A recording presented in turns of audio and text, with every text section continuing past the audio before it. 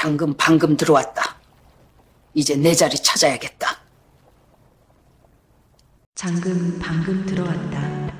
나는 식탁 한가운데 열쇠 꾸러미와 부동산 계약서를 내려놓았다. 금속들이 서로 부딪히며 내는 소리가 와인잔 목을 얇게 떨게 만들었다. 초의 불끝이 미세하게 흔들리고 공기에서 레몬과 겨자의 냄새가 흩어졌다. 수진의 포크는 공중에서 꼼짝하지 않았고 도윤의 입에서 씹다만 상추 조각이 접시로 떨어졌다. 나는 젖은 수건을 쥔 채로 숨을 한 번 길게 들이마셨다. 오늘은 서랍맨 아래에 넣어두었던 내 말부터 꺼낸다. 도윤 엄마, 이게 뭐야? 나 말 그대로다. 오늘 장금 쳤다. 이 집 팔렸다. 나는 찬장에서 흰 도자기 밥그릇 하나를 꺼내 식탁 가운데 올렸다. 가장자리엔 머리카락같이 가느다란 금이 있었다. 새로 생긴 금이 아니다. 오래전에 났고 우리 모두 모른 척하며 밥을 떠넣었다. 수진 어머니, 우리 가족 여행 간 사이에 이걸 결정하셨어요? 나 그 사이가 아니지. 너희 말들 사이에서 결정했다. 레시피 노트 첫 장을 펼쳐 그 옆에 얹었다. 국은 마지막 간을 사람의 얼굴을 보고 맞춘다. 나는 노트의 문장을 손끝으로 더듬었다. 오늘의 얼굴들은 각자 다른 곳을 보고 있었고 그 사이에 내 자리는 희미했다. 그래서 경계라는 간을 넣는다. 너희도 살고 나도 사는 방식으로. 도윤에도 있는데 지금 이런 얘길 나 아이가 있으니까 해야지. 할머니가 가구가 아니라는 걸 오늘은 보여줘야 하거든. 할인의 눈동자가 커졌다. 아이의 손가락이 그릇의 금을 따라 살금살금 움직였다. 할머니, 이 선은 어디까지 가? 오늘은 여기까지. 그릇은 깨지지 않았다. 금은 흉이 아니라 지도였다. 어디가 아팠고 어디를 이어야 하는지 알려주는 얇은 길. 수진 이기적이세요. 나 맞다. 내 차례다. 내가 우리 집이라 말하던 그날부터 나는 나의 집을 준비했다. 냉장고 모터가 윙하고 짧게 울었다. 나는 열쇠 꾸러미에서 가장 오래된 한 개를 뽑아 수진 앞에 밀었다. 이건 내가 가져. 내가 얼마나 오래 문을 열고 닫았는지 이 무게로 기억하자. 초에 불을 후 불어 껐다. 이 집에서 내가 끄는 마지막 불. 문을 닫는 소리가 집 안을 가로질러 갔다. 폭발 같지 않았다. 오히려 봉합처럼 쩍 벌어진 틈으로 금빛을 붓는 소리. 내일 나는 떠난다. 내일 아침 식탁 위엔 노트 첫 장이 펼쳐져 있을 것이다. 마지막 가는 얼굴을 보고 그 문장을 읽고 수지는 어떤 얼굴을 할까? 6시. 정확히. 이 집의 저녁은 늘 시계에서 시작했다. 전자레인지의 띵 소리가 작은 호루라기처럼 울리면 그 다음부터는 말들이 규칙처럼 나열됐다. 접시는 이쪽, 수저는 저쪽, 국은 가운데. 정확히라는 말은 예의의 옷을 입고 있었지만 내 귀에는 종종 퇴장의 종소리로 들렸다. 수지는 레몬즙과 올리브유, 겨자, 소금을 섞고 있었다. 유리볼 안에서 노란 빛이 원을 그렸다. 나는 뒤에서 도마를 눌러주고 접시를 마른 행주로 닦았다. 내 손은 익숙했고 익숙함은 종종 무언의 명령이 된다. 수진 어머니, 오늘 손님 오시니까 거실은 좀 비워주세요. 나 그래. 꽃만 저쪽으로 옮기고. 꽃병을 옮기는 순간 내 자리도 함께 옮겨졌다. 등받이가 불편한 식탁 모서리.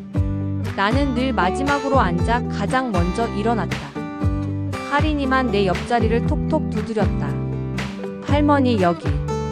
나는 웃지 않고 대신 고개를 아주 조금 끄덕였다. 고개를 끄덕이는 일로도 사람은 하루를 건넌다. 반찬 5. 오이지, 겉절이, 달걀말이, 구운 꽁치, 된장국. 국의 표면에 기름막이 얇게 떠있고 아이는 숟가락 끝으로 그 막을 밀며 내 눈치를 봤다.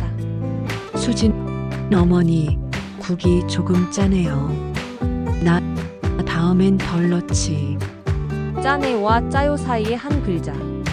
그 얇은 온도를 나는 늘 헤맸다. 같은 말도 시간이 달라지면 칼이 된다. 칼은 보이지 않는데 더 깊게 들어온다.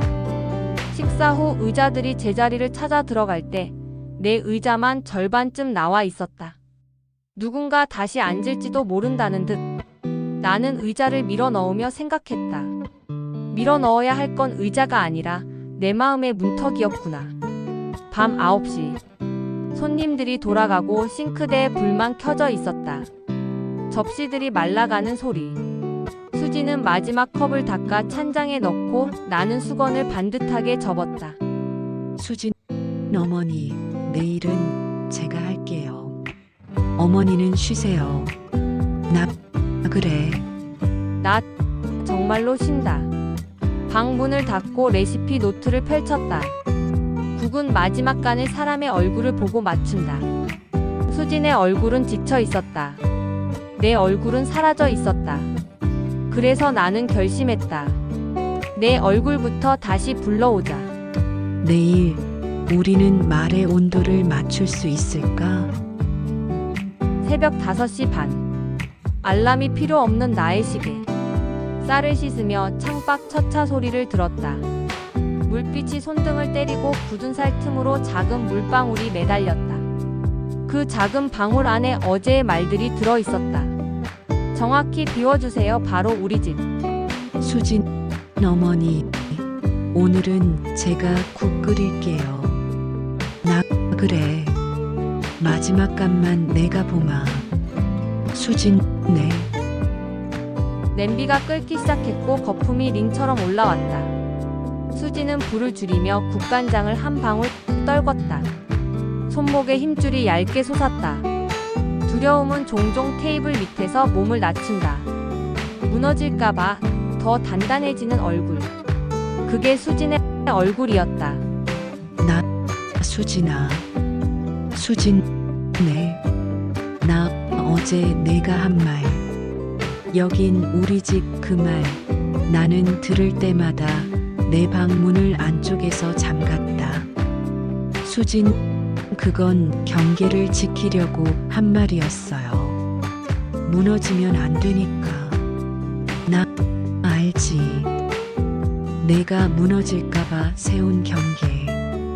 근데 그 경계에 내 이름 쓸 자리가 없었다. 국자지를 멈추고 우리는 서로의 얼굴을 봤다. 말보다 숨소리가 먼저 부딪혔다. 냄비에서 김이 솟고 시계는 지금을 세고 있었다. 수진, 저 번아웃이었어요. 누군가 제 일정을 무시하면 다시 무너질까봐 무서웠어요. 나도 무서웠다. 엄마가 아닌 나로 불릴 날이 오지 않을까봐. 나는 노트의 문장을 가리켰다. 마지막 가는 사람의 얼굴을 보고. 우리는 서로의 얼굴을 제대로 본 적이 있었나. 서로의 바쁜 등만 보며 살았던 건 아닌가. 도윤, 무슨 냄새야? 맛있겠다. 수진, 간 좀 봐줘. 나가는 내가 볼게. 나는 한 수저 떠보았다. 혀 끝에 먼저 닿은 건 소금이 아니라 긴장이었다. 나 조금 짜다. 수진, 또요? 나 말이 조금 짜다. 우리 말에 소금 좀 덜자. 잠깐의 정적. 수진의 입꼬리가 아주 조금 내려갔다가 올라갔다. 도유는 우리 사이를 번갈아 보았다. 중간자는 늘 타이밍을 잊는다. 오늘은 괜찮다. 대신 나를 잊지 말자. 나 오늘 저녁 얘기하자. 내 말도 듣고 내 말도 하자. 대신 수진, 대신 나 문 두드리고 들어오기. 시간 미리 말하기. 내 빨래는 내가 하기. 수진, 네. 나는 고개를 끄덕였다. 그때 마음속 가장 오래된 서랍이 철컥하고 열렸다. 떠날 준비. 가볍고 정확하고 조용하게. 누군가는 이걸 배신이라 부를지도 모른다. 그러나 나는 안다. 이것은 나를 살리는 귀가다. 저녁, 우리는 진짜로 말에 소금을 덜 수 있을까? 방 문을 닫고 서랍을 하나씩 열었다. 낡은 손바느질 상자, 남편의 시계, 첫 월세 계약서. 종이 위에 내 이름은 한 번도 사라지지 않았는데 이상하게도 집안에서는 자주 지워졌다. 윤정아, 넌 왜 내 물건을 늘 맨 아래 서랍에 넣고 살았니? 사진 몇 장을 골랐다. 시장 통로에서 김이 나는 솥 앞에 선 내 젊은 얼굴. 그 입술이 언제부터 그래만 말했지. 상자 바닥에서 도자기 밥그릇에 쌍을 찾았다. 하나는 반짝이고 하나는 금이가 있었다. 손끝으로 금을 더듬자 얇은 서늘함이 손바닥으로 기어 올랐다. 흉터가 아니라 지문처럼 남은 길. 전화가 울렸다. 경이었다. 야, 너 진짜 싸는 거냐? 응. 울진으로 간다. 잘했다.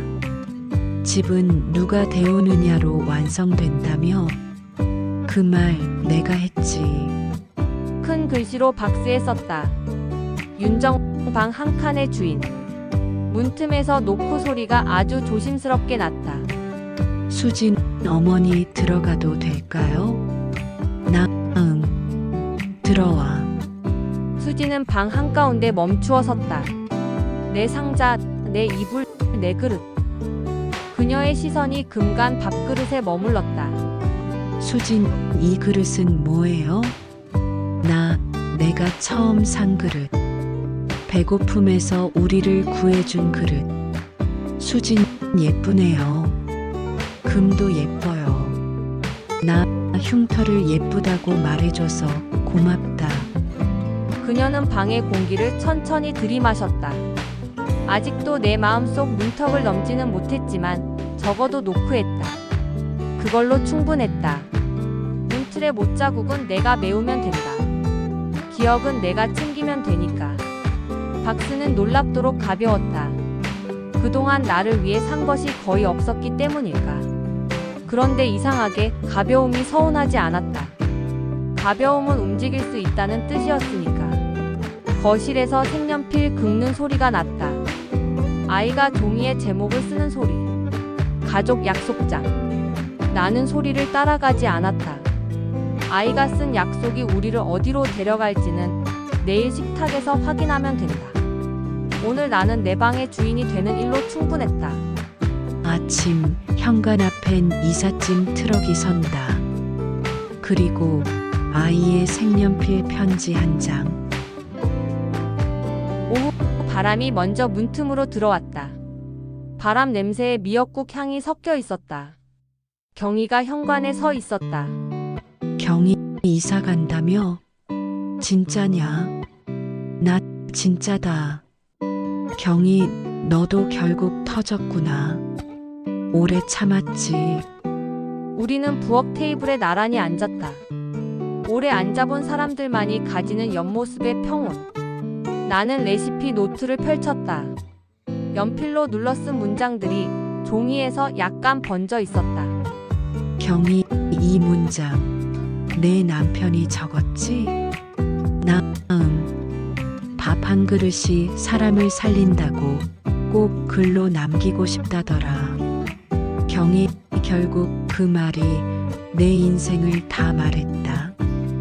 국에도 사람도 간이 맞아야 산다. 문득 작은 그림자 하나가 테이블 위로 떨어졌다. 할인이었다. 아이는 의자에 올라와 노트의 글씨를 손가락으로 더듬었다. 할인, 할머니, 여기 글씨가 흔들렸네. 나 그날은 울면서 썼거든. 그릇이 깨졌던 날이었어. 할인, 그릇 깨져서 울었어요? 나 그릇이 아니라 그릇 안에 담았던 마음이 쏟아져서. 할인은 금이라는 말을 알아듣는 것처럼 그릇의 선을 조심히 따라갔다. 손끝이 아주 미세하게 떨렸다. 아이는 어떤 비밀을 만질 때처럼 눈을 크게 떴다. 할인 할머니, 이건 다시 붙일 수 있어요? 나 붙일 수 있지. 금칠로 하면 더 단단해져. 할인, 그럼 우리도 금칠하자. 짧은 문장 하나가 방 안을 가득 채웠다. 경희가 내 어깨를 툭 쳤다. 경희, 들을래? 아이 말이 정답이란 걸. 나는 고개를 끄덕였다. 그릇에 금 위로 여름 햇살이 스며들었다. 금빛은 아직 없었지만 길은 벌써 열리고 있었다. 내일 새벽 나는 울진으로 떠난다. 아이의 색연필로 쓴 가족 약속장을 품에 넣은 채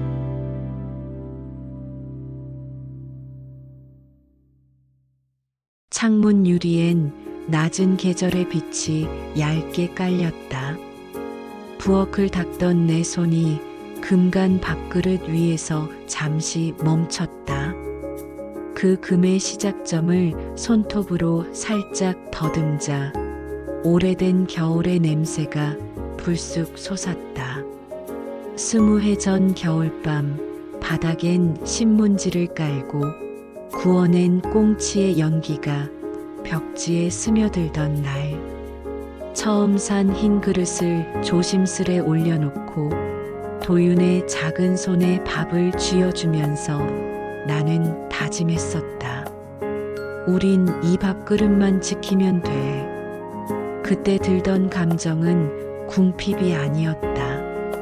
존엄, 누군가에게 밥을 먹일 수 있다는 감각, 그릇 하나가 우리를 사람답게 만들어준다는 믿음. 그 믿음이 깨어진 밤도 있었다. 전기가 끊기고 촛불 옆에서 밥을 먹다가 설거지하던 내 손에서 그릇이 미끄러져 바닥에 부딪혔다. 작은 파편이 튀었고 나는 그 자리에서 몸을 웅크린 채 엉엉 울었다. 그릇이 부서져서가 아니었다. 그릇 안에 모아 쌓아둔 살아내려는 마음이 흩어지는 소리가 났기 때문이다. 나는 금이 난 그릇을 버리지 않았다. 금을 감싼 채 더 조심히 썼다. 문을 두드리는 소리. 탁, 탁. 문을 열자 도윤이 서 있었다. 어른이 된 아들의 어깨가 내가 기억하는 어린 날의 그리움과 정확히 포개져 보였다. 엄마, 잠깐 볼 수 있어? 나는 그릇을 행주에 감싸들고 거실로 나왔다. 기억나? 촛불 켜고 밥 먹던 겨울. 도윤은 고개를 끄덕였다. 그때 깨진 그릇 이거였구나. 그가 조심스레 금 위에 손끝을 올렸다. 작은 숨이 그의 목골대를 지나갔다. 엄마, 미안해. 그때 나는 따뜻한 밥이 늘 있는 줄 알았거든. 미안하긴. 나는 너 배 채워서 좋았는데 거짓말이 아니었다. 힘든 날의 밥이 늘 더 달았다. 누군가를 살리려 끓인 국엔 이상하게도 눈물 맛이 났다. 엄마, 그래도 떠나는 건 너무 갑작스러워. 늦은 거야. 나는 미소 없이 말하고 그릇을 다시 품에 안았다. 이제야 내 자리를 찾는 거니까. 겨울의 잔향 같은 침묵이 잠깐 흘렀다. 도윤은 천천히 고개를 끄덕였다. 알겠어. 엄마 자리 엄마가 정해. 내일 새벽 나는 이 그릇과 노트를 챙겨 바다로 간다.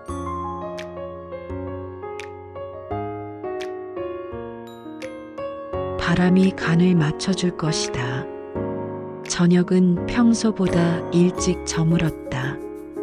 창밖의 하늘이 자주색으로 가라앉을 때 식탁 위엔 접시와 수저가 놓였고 가운데엔 밥그릇이 조용히 자리를 지켰다. 우리는 마주 앉았으되 누구도 먼저 수저를 들지 않았다.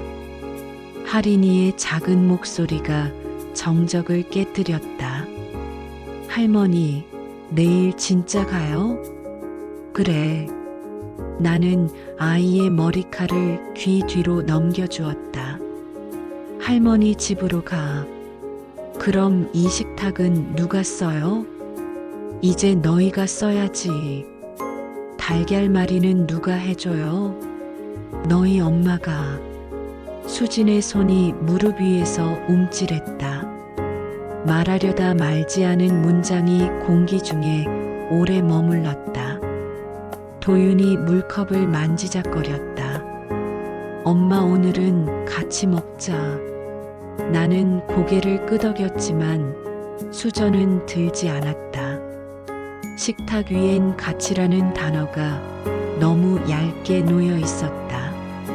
함께 앉아도 서로를 향하지 않는 날들이 얼마나 길었는지 오늘 밤이 더 잘 보여주고 있었다.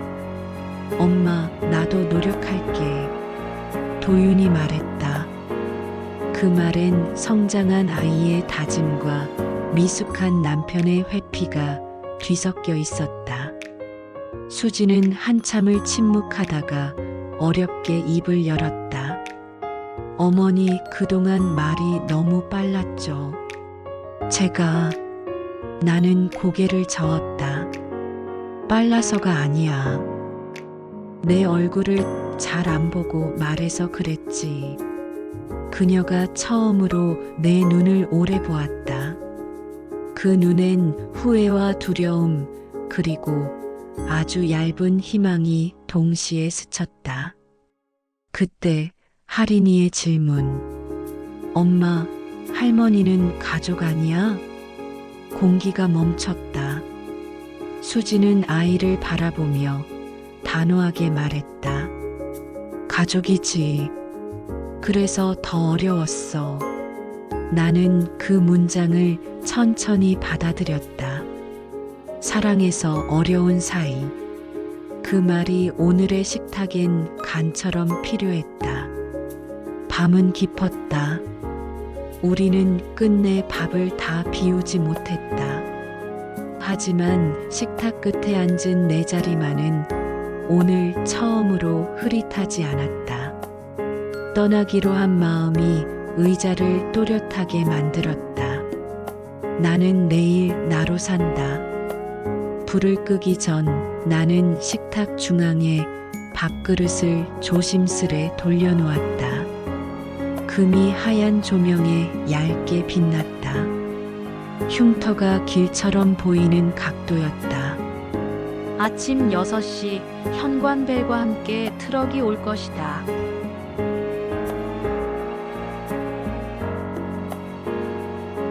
그리고 색연필 약속장이 손에 들어올 것이다.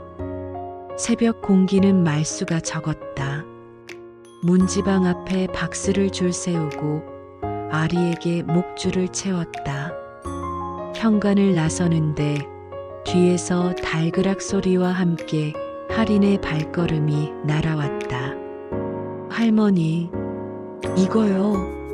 아이의 손에 쥔 접힌 A4 한 장, 분홍과 파랑 색연필이 번갈아 쓴 세 줄, 가족 약속장 노크하기 시간, 미리 말하기 식탁 함께 치우기. 나는 그 종이를 두 손으로 받았다. 아이의 글씨는 삐뚤었지만 문장만은 한치의 흔들림이 없었다. 고마워. 할머니가 먼저 지킬게. 이사 트럭의 문이 닫히고 도로는 금방 비워졌다. 울진으로 내려가는 길, 터널을 지날 때마다 내 마음의 오래된 그림자가 하나씩 벗겨졌다. 차창 밖엔 회색상과 그 뒤쪽에서 은색으로 번져오는 바다가 따라왔다. 집은 경희가 알아봐준 바닷가 작은 단층이었다. 현관문을 열자 미역과 소금 냄새가 먼저 인사를 했다.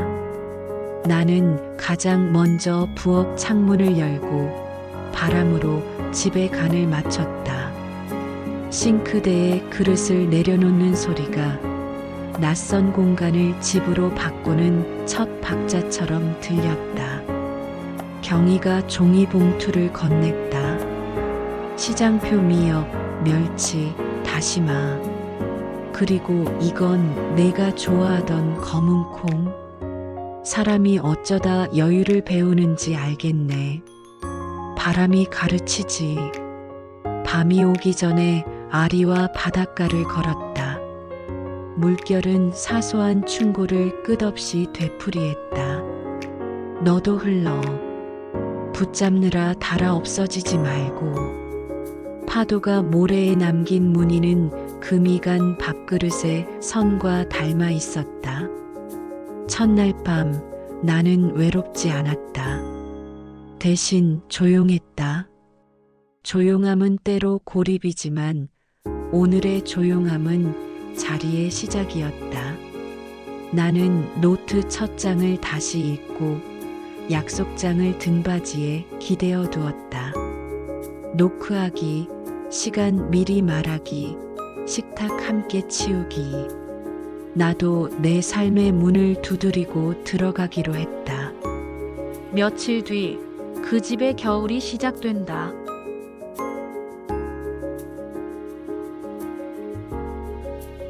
내 빈자리가 만들어낼 진짜 소리가 들려올 것이다. 윤정이 떠난 집엔 소리의 빈자리가 남았다. 아침엔 주전자 끓는 소리 대신 시계 초침만 또박또박 들렸다. 수지는 부엌에 서서 냄비 뚜껑을 자꾸 열어보았다. 향이 덜 났다. 간도 덜 맞았다. 국물 위에 떠오른 건 기름막이 아니라 낯선 불안이었다. 왜 이렇게 싱겁지? 수진이 혼잣말로 중얼거렸다. 엄마, 할머니는 늘 얼굴 보고 간 맞춘다 했잖아. 할인이 의자에 쪼그리고 앉았다가 훌쩍 올라앉았다. 엄마 얼굴은 지금 짜 보여. 그래. 수진이 거울을 보듯 냄비의 표면을 들여다봤다. 자신의 눈밑이 퀭한 것을 그제야 발견했다. 도윤은 퇴근 후 현관에서 2번씩 문고리를 확인했다. 안전이라는 단어가 갑자기 가벼워진 탓이었다. 엄마가 있을 때는 그냥 큰 상 같은 게 있었네. 그는 웃으려다 말했고 웃음은 미완으로 공중에서 흩어졌다. 전화할까? 수진이 물었다. 뭐라고? 그냥 목소리만.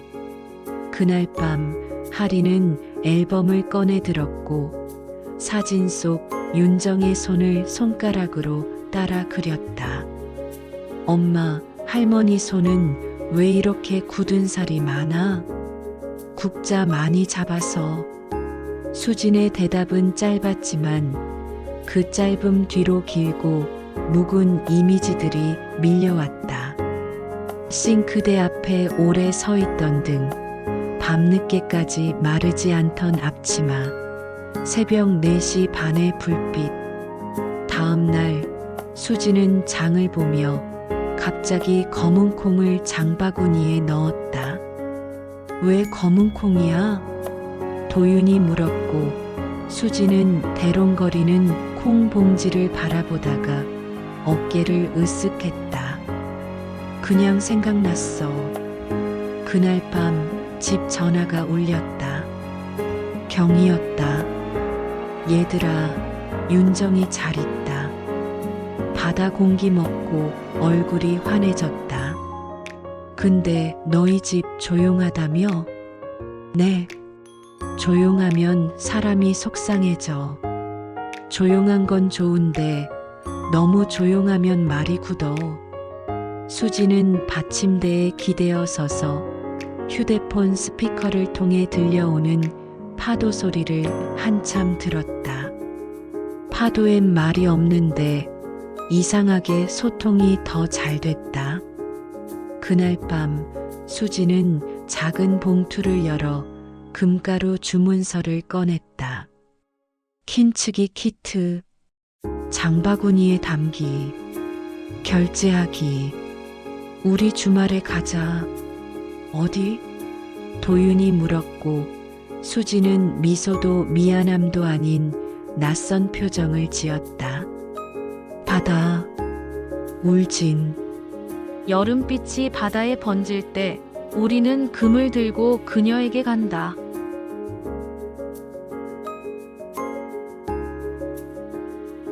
말보다 빛이 먼저 이어줄 것이다.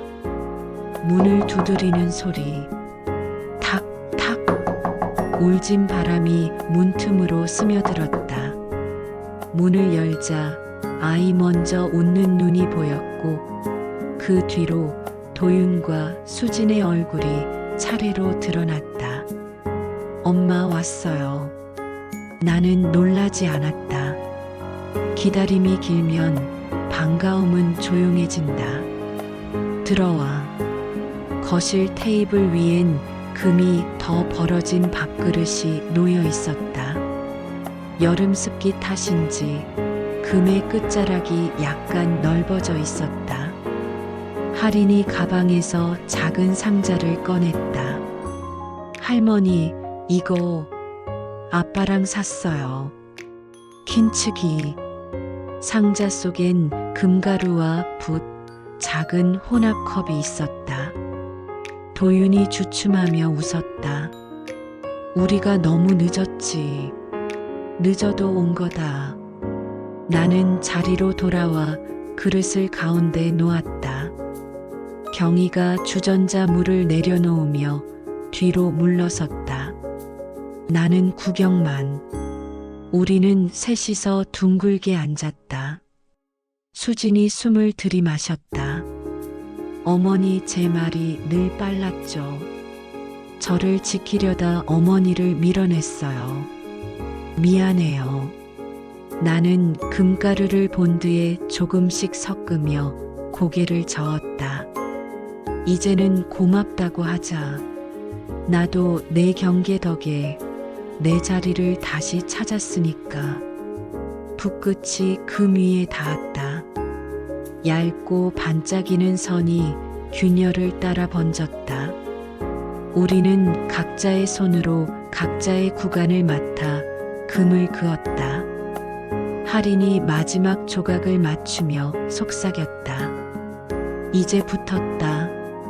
그릇이 하나가 되는 순간 여름 햇빛이 창을 돌아 테이블 위로 내려왔다. 금빛과 햇빛이 겹쳐져 그릇이 조용히 숨 쉬는 것처럼 보였다. 밥 먹자. 내가 말했다. 부엌에서 국이 끓었다. 간은 서로의 얼굴을 보고 맞추었다. 수진이 마지막 간을 보다가 내 얼굴을 한 번 더 확인했다. 어머니, 조금 달아요? 오늘은 딱 좋다. 우리는 그릇을 가운데 두고 밥을 먹었다. 금빛 선은 흉터가 아니라 지도였다. 다시는 길을 잃지 말자는 약속의 선. 식사가 끝나자 할인이 색연필로 접어둔 종이를 꺼내 테이블 아래에 붙였다. 가족 약속장 노크하기 시간, 미리 말하기 식탁 함께 치우기. 나는 종이를 쓰다듬고 아이의 손등을 한번 토닥였다. 바깥에 바다가 부서지지 않는 소리로 밀려왔다. 나는 천천히 말했다. 가족이란 밥을 먹을 권리를 서로 인정하는 일이야. 너희는 너희 자리에서, 나는 내 자리에서. 그리고 가끔은 이렇게 한 그릇 가운데서 그릇의 금빛이 마지막으로 반짝였다. 우리는 동시에 숨을 내쉬었다. 이제 서로의 얼굴을 보고 간을 맞출 수 있다. 그러나 식탁은 내일도 열린다. 금빛 선을 따라 서로의 자리를 기억하며